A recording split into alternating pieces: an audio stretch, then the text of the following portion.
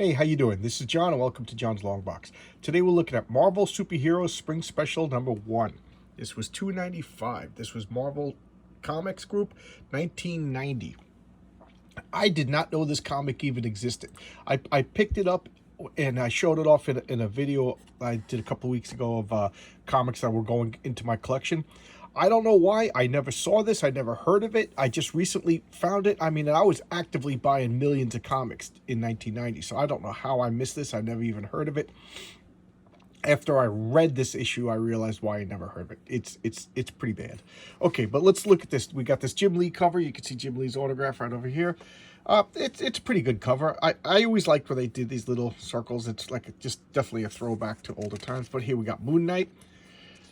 And let's open it up. Okay, we got this crazy terrorist go nuke. It all ends Konami video games. Okay, and here we have a splash page. Old business. Cool drawing of Moon Knight. This one, I got a little nostalgic twinge. Okay, I'll tell you why in a second. But we got Robert Ingersoll is the writer, who I know nothing about, and Mike Gustovich. Mike Gustovich, he drew and inked and wrote the Justice Machine. And the Justice Machine were a bunch of superheroes on another planet called Jorwell, which was, George Orwell. And they were like the superhero enforcers for like a fascist regime. The whole planet was like fascist. And then they slowly realized they were the bad guys and came to Earth. It was a comic that I really liked.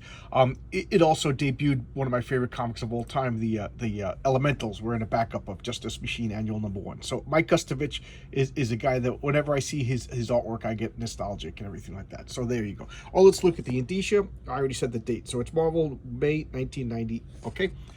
And here we have Moon Knight. That's a pretty good splash page. Stan Lee presents Moon Knight. And, what is he doing? He's in Houston, Texas. I don't know why. I don't think they ever explained why he's in Houston, Texas. But he's trying to do some business, vague business. And remember, Steve Grant is a Bruce Wayne type. So in his Steve Grant persona, he's conducting business in Houston. And he sees a guy going around at this ice skating rink, they're bumping into people and mugging them. So he dresses up as Moon Knight and beats the crap out of them. And one of them pulls a gun on him. Here's the thing though, is he got a little overconfident. He was like, yeah, they're just a bunch of muggers. Oh God, they pull out a gun. So the security guards pull out a gun, and the security guards actually solve the crime, not Moon Knight, which is an interesting twist. And here he is at the police station giving his testimony. But the police, for whatever reason, are honoring him by not taking his fingerprints or his mask and blah, blah, blah, blah, blah. And he's goofing on. The stenographer is pecking and using an old-fashioned. He's like, God, this is going to take forever. So the police drop him off. He changes and he leaves his costume on, and now he's Stephen Grant with this weird shaped face. I never said Mike Gustovich was the best artist. I just said he's nostalgic artist. And this I really liked. This is just Marvel Comics deep lore. We have this guy.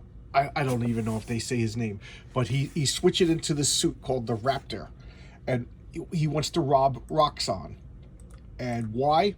Roxxon, I don't know. I think they were in the MCU. I don't know. But Roxxon is the evil corporation. Whenever you need an evil corporation to do evil things, you use Roxxon.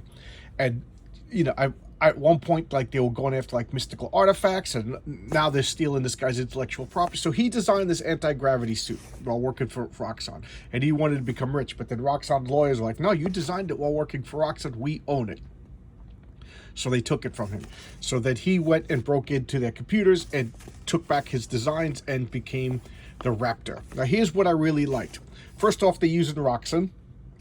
It's just good old Marvel continuity. Second off, Roxxon used an anti-gravity suit to make a mercenary villain called the Killer Shrike.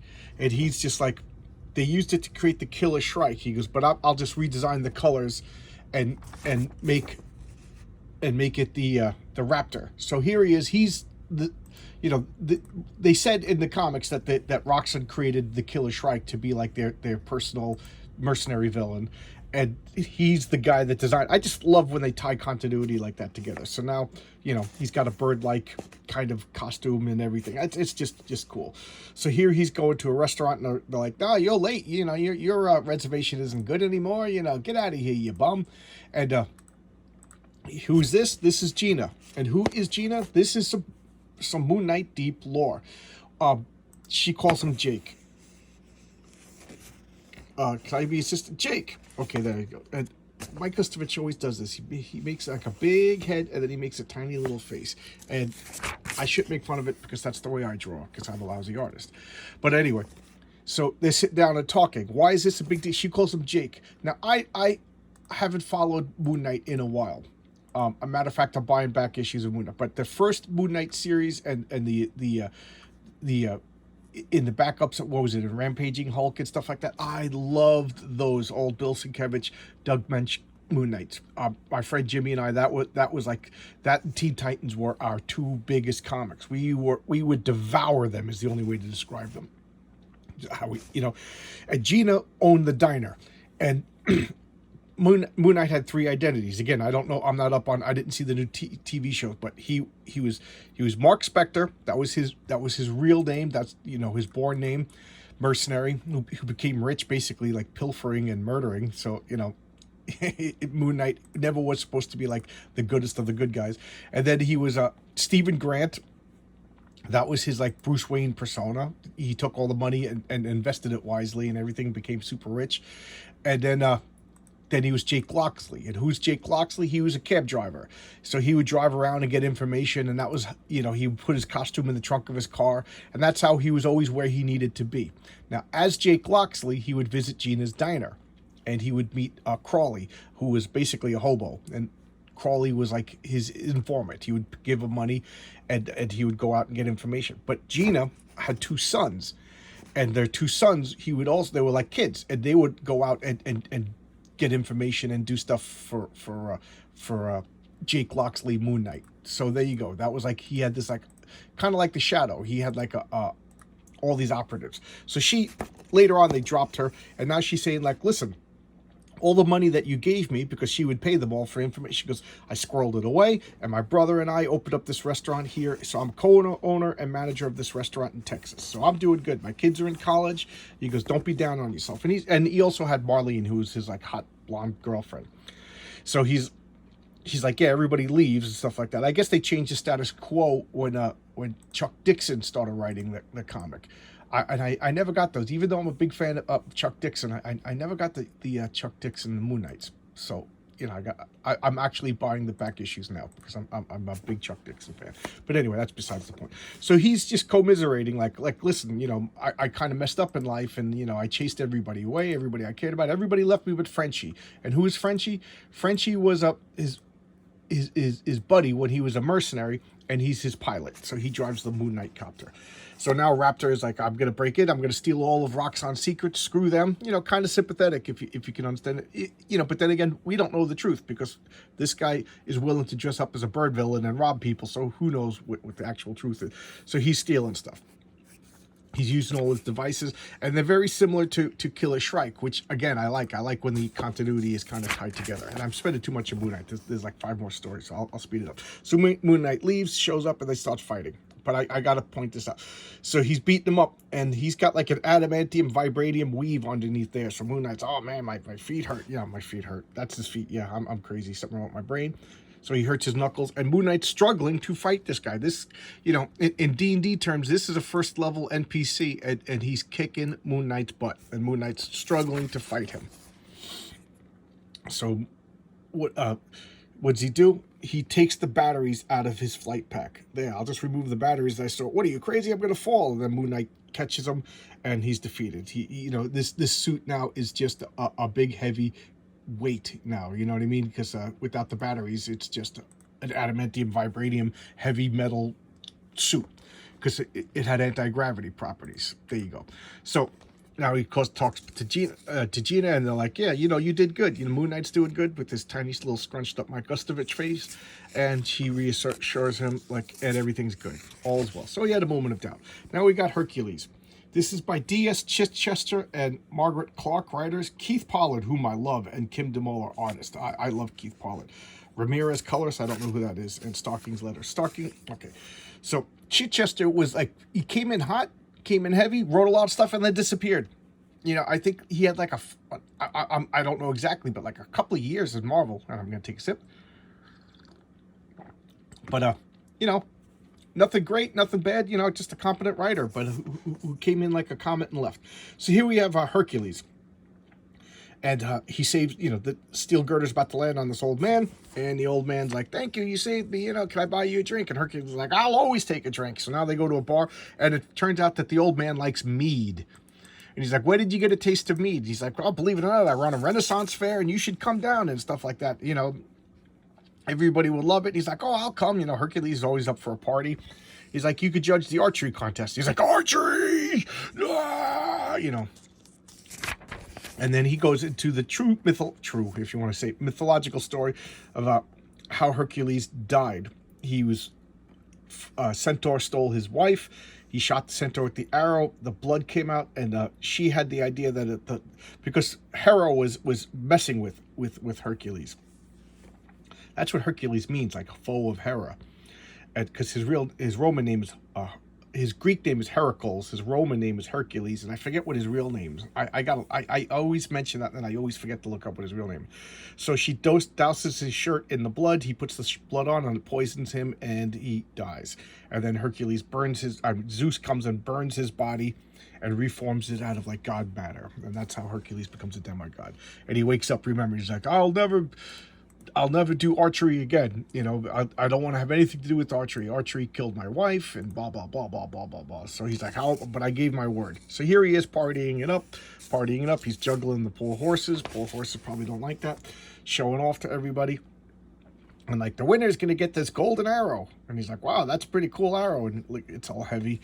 And the guy's like carrying it up the stairs, and he nicks himself with the arrow, gets blood on the arrow, and yes, I am Cerberus. So that's Cerberus. That's the three-headed dog of mythology. That bothers me when they just blatantly do something wrong. So now Cerberus and Hercules start fighting. People are running around yelling and screaming. Hercules grabs stuff, starts beating them with it. Cerberus is like, you remember, this is a Renaissance fair, so there's a lot of like, you know, old-fashioned weapons, archaic weapons around. Now they're just beating the crap out of each other.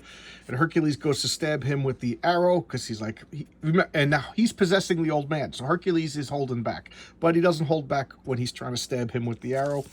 And they're fighting, they're running around, yelling and screaming, who cares? So he takes the fence post, wraps it up, and he makes a bow and arrow, and he shoots him right in the heart. And remember, it's magic, so this guy's not hurt. And then Hercules like, oh no, archery, and he throws the arrow into space. It was a nothing story, big deal.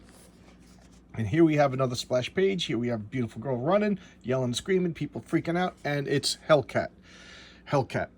Let's see. I can't even read. Oh, Scott Lobel, who goes on to become a pretty prolific writer. He's still working today. So there we go. Dennis Jensen, whom I don't know, Starking's lettering, and I can't even read that. You know, but I can't even read that. But I get the feeling that this is like a tryout, like that these were all like inventory stories that they were like, yeah, let's publish them. Inventory stories being there's two things that they do with inventory stories. Sometimes they just hire people just to they give them like an 8-page story just to test them out to see if they're any good. And sometimes they'll just write a story and put it on the side with the intentions of publishing it if the need arises, like if they need filler or deadlines are creeping up and stuff like that. Okay, so now we have Hellcat. What is she doing? She's chasing a demon. She's part of Hellwalker Investigations, which is pretty clever, and I don't know if that's still a thing or if that was a thing or if it was just made up in the story. And if it was made up in the story, it should be used, because she's married to Damien Hellstrom, the son of Satan. And what are they doing? They're investigating paranormal stuff like devils and stuff like that. So she's taking the police, come on, you know, and he's like, oh, just my luck, I'm stuck with a costume private investigator, because that's legally all she is right now. Puts on the costume, and she's going to fight this Hulk looking demon, and she's just being like snappy panther, witty banter. It's just like, I don't know, I have most of Hellcat's appearances, and I don't remember her being like such a wisecracker. So I don't know, but I love this yellow and blue costume, and now she's just jumping around. She's basically agile, and that's really all the power. That she could fire these like claws from her head. That they show up on the next page. Yeah, there's the claws. She fires these claws from her gloves, and she uses them kind of like spider webs. And she's just fighting and fighting and fighting, and then big deal. The demon. She finds out that there's a cult, and the cult used this virgin girl to transform a gate. And like whenever she runs around, every once in a while, like she's a roaming gate. She'll spit out demons. Big deal. You see, here she is. She's about to spit out a demon, and this guy just gets murdered. There's nothing she can do about it. She's all like 5 people were murdered, and now this is the actual demon that transformed the girl's body. And she's just beating it up, beating it up, beating it up. I'm going faster because it's no big deal, and I'm holding back a sneeze. So she beats it up, frees Hellcat. The cops come in, pulling out a gun. It's like, gun ain't going to do anything. I don't know why a gun ain't going to do anything when fists are. And she beats up the demon and, you know, saves the girl. Big deal. And then the girl's like, no, I'm going to, it's only a matter of time. It's only a matter of time before I, you know, become possessed again and demon. So she shoots herself, and she's like, oh no, that's the only way to, you know, that closes the roaming gate. And she's like, oh no, I saved it. Big deal. Okay, this is an interesting story for a bunch of reasons. So let's check a look at this. This is Brother Voodoo. Okay, Scott Lobdell, writer. Like I said, he was a prolific writer. Fred Hembeck pencils. I did not know that Fred Hembeck could draw like this. For those of you who may or may not know, Fred Hembeck has been doing stuff for Marvel for decades, but he always does comedy, like little goofy, like silly cartoons, like lampooning Marvel comics. You know, they always have the twirly knees and stuff like that. So I didn't know that like he could draw like a regular. So this is kind of cool. For all I know, this is the only appearance he does. If anybody knows of Fred Hembeck using the style in other comics, let me know, because it's pretty cool. And Del Barras is the inker, whom I know nothing about. Todd Klein letters, one of my favorite letterers, and Mike Rockwitz colors. I don't know anything about Mike Rockwitz. I'm sorry, but the colors are pretty cool too. This was an interesting story. Now, the other thing that's interesting about this, I'll talk about. I'm going to spend a little bit of time on this. Okay. This is an 80-page giant, so I'll probably break this into 2 videos. So here we have Brother Voodoo, and he's just lamenting. I wanted to be a doctor. I didn't want to become a patron of the magic arts, blah, blah, blah. You know, typical woe is me superhero nonsense. So what is he doing? He's saving these people in a boat, and he's not really gigantic. He's just using a spell to, like, increase his strength, but his stature is increased in the eyes of the people that he's saving. So they are seeing him as a giant, but he's not a giant. So there you go. And he's pulling them back, so they just see him as big and everything like that. But look at the moody. I really do like it. I'm really impressed, because Fred Hembeck is somebody that I know as like silly and goofy. So it's kind of cool. So he saves this girl's all impressed, and he's pulling away from her. It's like, she's in love with me. I have to send her away. I will resent her sooner or later. Like, what's going on? So now snakes are attacking. And Brother Voodoo comes in and talks to the snakes and tells them to leave. And the snake's like, yeah, screw you. And they end up leaving. She's like, you saved everybody. And she goes to hug him and kiss him, and he pulls away and walks away. And she's like, what's going on? I hate being alone. So now here, you know, she's sleeping, and Brother Voodoo shows up. And isn't it funny? I managed to believe in everything except that which was most important. I was afraid of losing her, so I used my brother's spirit to possess her, to ensure our love, to destroy our love. And when I removed the lie, all that was left was the truth. So they were dating. She wanted to break up, and Brother Voodoo used his brother's spirit. So Brother Voodoo, he's a medical doctor. His brother was a Hungan, is that the name? Like a voodoo priest. And his brother was killed, and his ghost came and said, I got work to do. We got to work. So now his brother goes into Brother Voodoo's body, and he has the strength of 2 men. Like, he has all the skills. So he has medical skills, and he has magical skills. You know, he's got double the trouble, you know. But the cool power is he can remove his brother's spirit and send it around, and it could possess other people. So he possessed his girlfriend, who wanted to break up with her, and like basically mind controlled her and made her stay in love with him. Basically a magical roofie. And now he's ashamed of what he did, so he sends his brother back into her body to let her know what happened. Basically undo the mystical damage. And she's ashamed, he's ashamed. Basically, he's a magical fucking rapist. Sorry about my language, but that bothered me. You know, so Brother Voodoo, geez, you know, did anybody ever reference the story again? So now he's ashamed just thinking about it. Now he sees her face everywhere he goes. He's like, look at this. And this shocked me because, like I said, Fred Hembeck always does like silly, goofy little comic book goofs. And here he's dealing with like a superhero who's a sex creep. You know, I can't look at Brother Voodoo again. Like, he became the Sorcerer Supreme. He was worthy. I don't know. This story just must have been like memory hold is the only way to describe it. So now he's just going thinking about all the memories and he's all ashamed. And now he goes to say goodbye to the girl. And she basically forgives him. But, you know, he's ashamed and he's like, goodbye, goodbye. And breaking up is hard to do. And he's all ashamed of himself. And his kid's like, Mommy, my mommy's sick. Can you help me? And he's like, I'm not Brother Voodoo anymore. I'm not worthy. I'm a jerk, which you kind of are. And the kid's like, yeah, but my mom's still sick and you got to help. And he's like, yeah, you're right. I'm going to go help. So there you go. Little. Is that a creepy story or what? That's a creepy story. So I'm going to stop here. And my next video will be the second half of this. Okay. With Speedball. All right. So I'll see you tomorrow with the second half of Marvel Superheroes Spring Special.